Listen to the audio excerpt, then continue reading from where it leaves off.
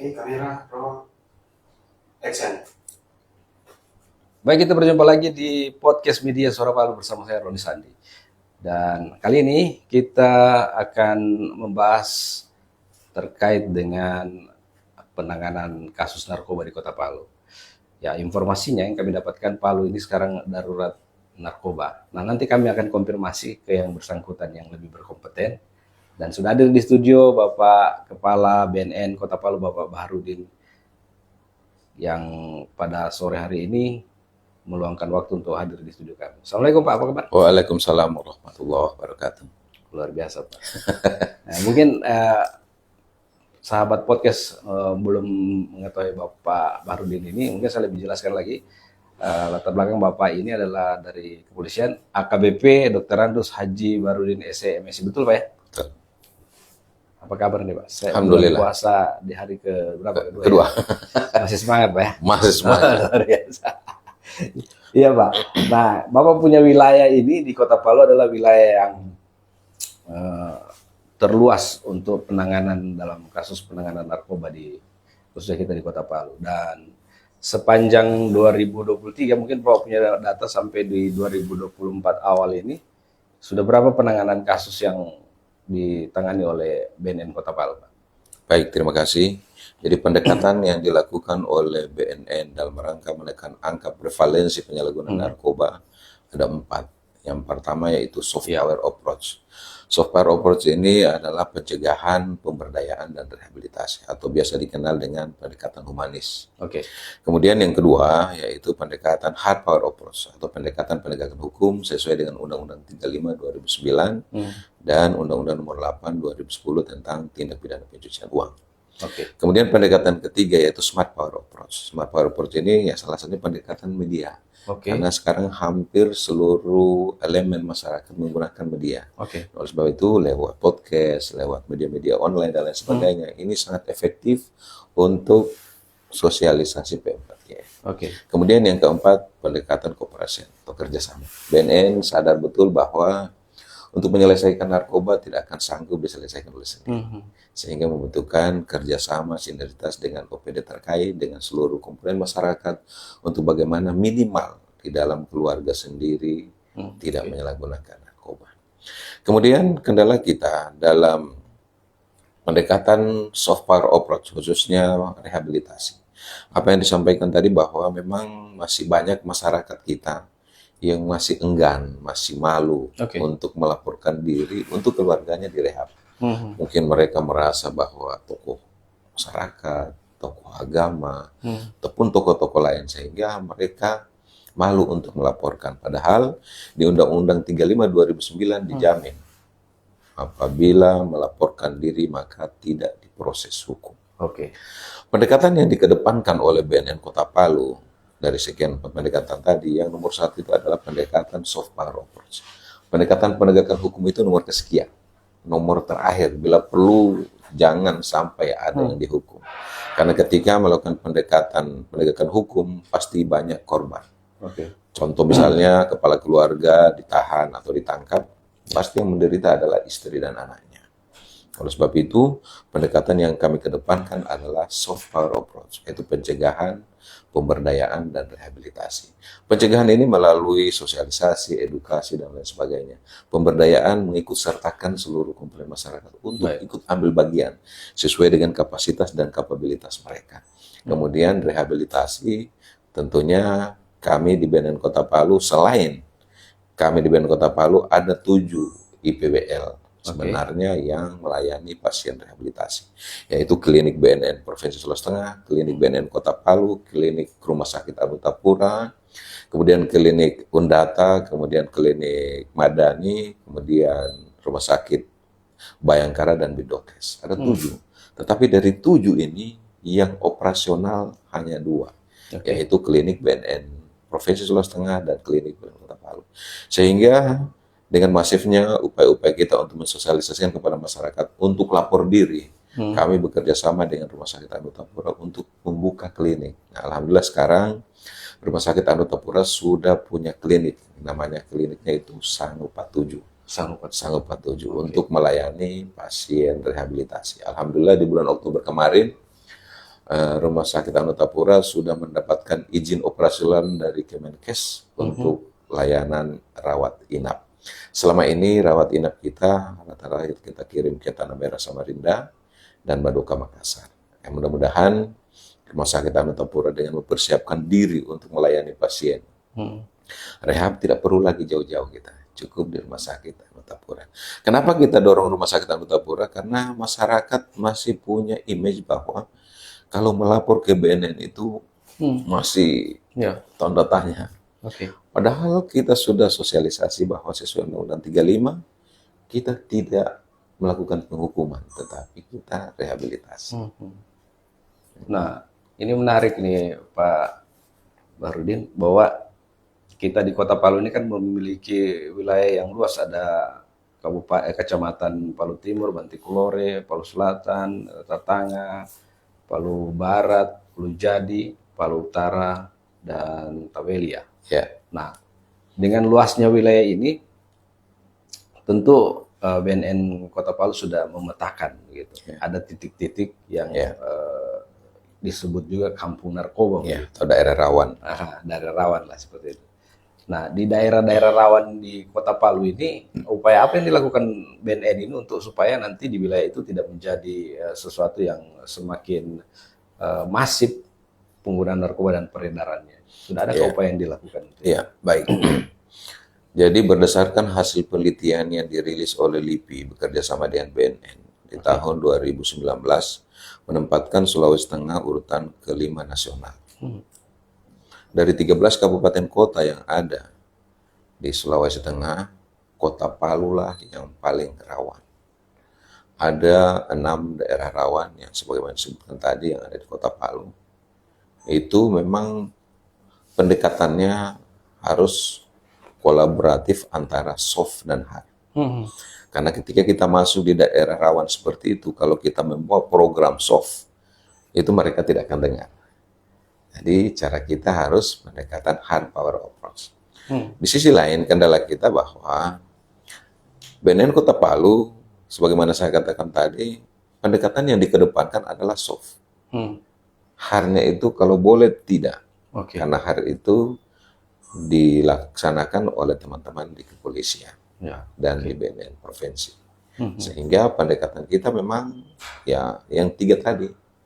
Yang pertama adalah pencegahan melalui sosialisasi, edukasi dan lain sebagainya. Kemudian yang kedua adalah pemberdayaan. Kemudian yang ketiga adalah rehabilitasi. Nah, rehabilitasi ini ditujukan kepada anak-anak kita, saudara-saudara kita yang masih usia dini yang menjadi korban penyalahgunaan narkoba. Lain halnya dengan para kurir dan bandar. Nah, mereka ini memang harus pendekatannya hard power approach karena mereka mencari keuntungan dari kegiatan tersebut. Tapi kalau anak-anak usia SMP, SMA itu karena ketidaktahuan, karena coba-coba, karena ikut-ikut teman dan lain sebagainya, sehingga dia terjerat dalam kasus narkoba. Tidak ada tendensi untuk mencari keuntungan di situ. Sehingga pendekatannya adalah soft power approach. Tadi Bapak sempat sebutkan ada kita masuk urutan ke-5 gitu ya. Nasional untuk kita di Kota Palu. Luar biasa nih Pak, 5 dari Sulawesi Tengah. Sulawesi Tengah. Dari 13 kabupaten kota, Kota Palu lah yang paling banyak daerah rawan. Urutan ke-5. Iya, urutan pertama untuk Sulawesi Tengah Kota Palu. Kota Palu. Ya. Di nasional ke-5. Nasional ke-5 untuk Sulawesi Tengah. Wow. Pak, di catatan BNN Kota dari tadi ya kita menyebutnya ranking gitu ya. Catatan Anda klasifikasi umur. Berapa yang anak di bawah umur, berapa yang sudah usia dewasa yang terjerat gitu. Jadi kembali lagi kita bicara data bahwa berdasarkan hasil penelitian, karena ini yang teliti adalah LIPI, yang sekarang disebut dengan BRIN, Badan Riset Inovasi Nasional, bekerja sama dengan statistik dan BNN. Angka prevalensi tertinggi pada usia produktif. Usia produktif. Ya, kenapa para sindikat narkoba melihat atau mencari pangsa pasar ke usia produktif? Karena usia pakai mereka panjang. Kalau orang yang sudah tua-tua kan ya paling nggak lama sudah selesai. Sehingga mereka menyasar adalah usia produktif. Rata-rata di usia 15 sampai 55. Nah, berdasarkan temuan yang dilakukan oleh BNN Kota Palu setelah kita melakukan intervensi ke sekolah-sekolah. Pada usia SMP, sudah banyak anak-anak kita yang menjadi korban penyalahgunaan narkoba. SMP, Pak ya? Ya, SMP. Entah itu sabu, obat-obatan, apalagi zat adiktif. Nah, zat adiktif itu bisa lemfox. Oh iya. Kan marak ini lemfox ini. Nah, cuman seringkali yang menjadi pertanyaan bagi saya, ketika ada orang tua yang melihat seorang anak menghirup lemfox, sepertinya orang tua tidak peduli. Membiarkan. Apakah tidak peduli ini karena ketidaktahuan Oke. atau cuek, mereka menganggap itu bukan anak mereka.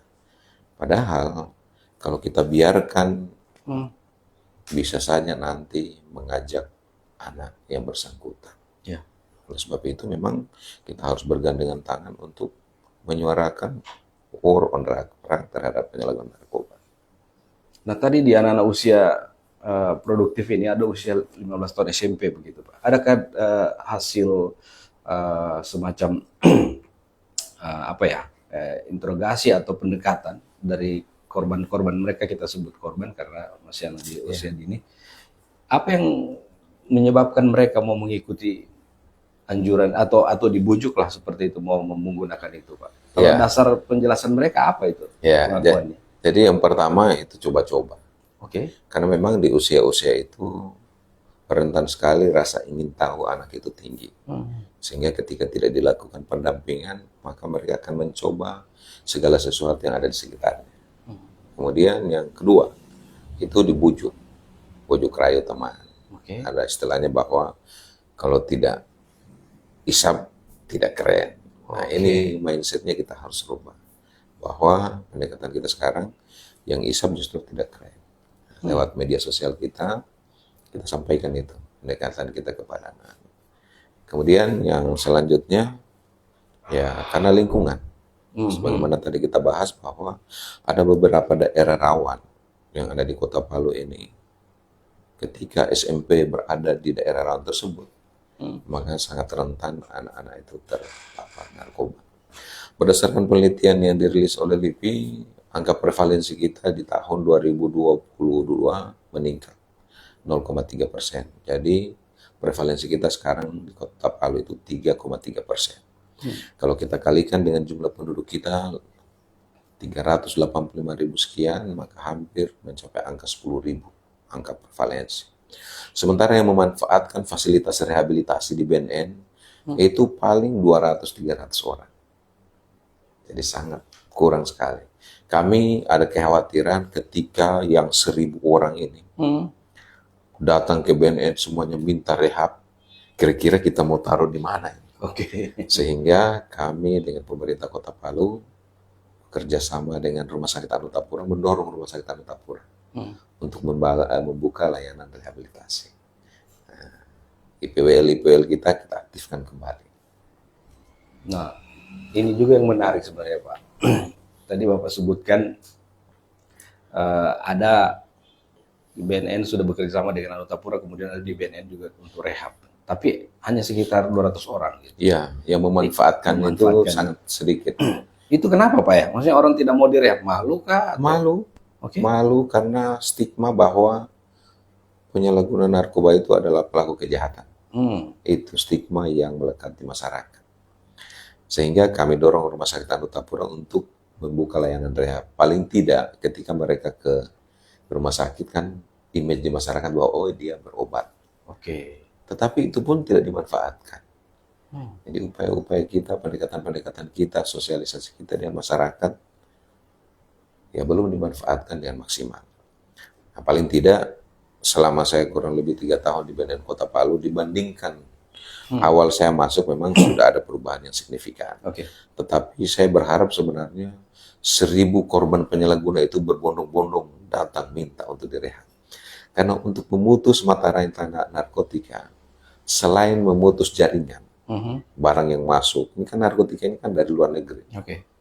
Selain memutus mata rantai itu, juga harus penyalahguna ini direhab. Karena kalau cuma memutus jaringan, para korban penyalahguna narkoba ini berbagai macam cara mereka lakukan untuk mendapatkan barang itu. Kalau tidak direhab. Jadi di sini diputus, di sini direhab. Kalau sudah di sini habis direhab semua, itu narkoba sabu dikasih gratis saja mungkin orang tidak akan pakai. Oke. Padahal harga sabu kita ini kan mahal sekali. Iya. 1 gram bisa mencapai 1,5 juta. Wow. Ya. Tapi hebatnya para sindikat juga melihat pangsa pasar dengan membuat paket hemat. Oh iya? Paket hemat. Oke. Ada yang 20.000, yang 50.000, supaya terjangkau oleh anak-anak. Berkesinambungan jadi Iya. terus-terus akan dibeli begitu ya Iya. strateginya. Nah, wah, ini berbahaya sekali buat generasi kita ini. Ya, luar biasa. Adakah juga mungkin Pak kekhawatiran dari keluarga atau orang tua untuk merehab anaknya mungkin? Jangan-jangan kalau saya rehab anak saya ini mungkin biayanya besar atau mungkin mereka tidak paham jalurnya bagaimana gitu. Ya mungkin di kesempatan ini kita di media Suara Palu mungkin bisa diuraikan begitu Pak ya. Bagaimana prosedur untuk mau melaporkan misalnya kalau ada keluarga kita yang mau direhab. sudah terjun di dunia hitam ini kemudian mau direhab begitu. Apa yang harus dilakukan? Prosedurnya seperti apa itu Pak? Ya, sesuai dengan Undang-Undang 35 2009 bahwa kalau anaknya sudah dewasa, maka anak tersebut yang datang langsung minta ke BNN untuk direhab. Oh iya. Kemudian yang kedua, kalau dia belum dewasa, maka kewajiban orang tua mengantarkan anaknya ke BNN untuk minta direhab.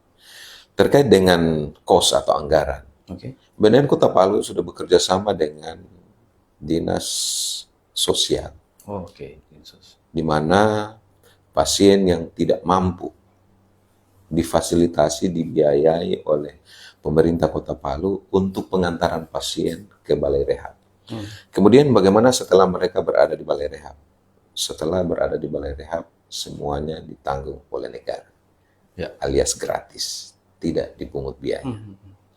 Oke, berarti Anutapura ini Pak belum ada juga yang masuk ya sampai saat ini? Pernah ketika kami launching pertama, pasien-pasien kami kirim ke Anutapura. Tetapi karena Rumah Sakit Anutapura sampai hari ini masih keterbatasan sumber daya manusia, karena menangani pasien narkoba ini beda dengan pasien penyakit lain. Betul. Kalau pasien penyakit lain, ketika kita datang ke dokter, ketika dokter bertanya, Pak, sakit apa? Sakit kepala, darah. Hitungan menit selesai. Tapi kalau penyalahgunaan narkoba berjam-jam baru mau mengaku. Oh iya. Banyak Prosesnya bohongnya, panjang. banyak. Sehingga memang pendekatan kami selalu mengatakan bahwa ini adalah pendekatan kemanusiaan. Kami menganggap mereka ini manusia yang harus dipulihkan.